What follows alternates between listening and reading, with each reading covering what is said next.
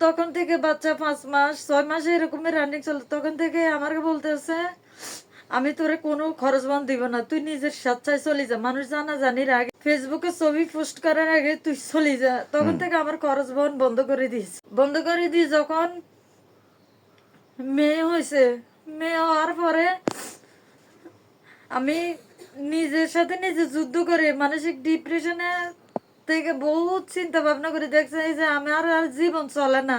যখন মেয়ের 5 মাস চলে 6 মাস চলে রানিং, একটা মেয়ে নিয়ে তো আর চলা সম্ভব না।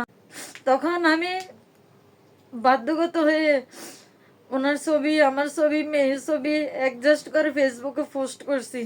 পোস্ট করার পরে ওনার বাড়ি থেকে আমারও ফোন দিছে, বিভিন্ন ভাবে আমার গালিগালাজ করা শুরু। যখন আপনারা একে অপরকে দুজনকে বিবাহ বন্ধন আবদ্ধ হন, তখন কি আপনারা কি পারিবারিক ভাবে কি আনুষ্ঠানিক ভাবে কি বিয়েটা হয়েছিল?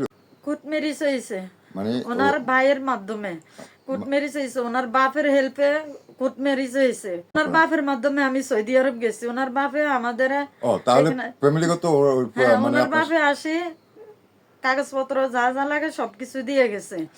আমি তখন মানসিক ডিপ্রেশনে আমি অসুস্থ হয়ে পড়ি, 2 দিন পর পরে অসুস্থ হয়ে পড়ি, কারোর সাথে শেয়ারও করতে পারি, ডিপ্রেশনে পড়ে যায়।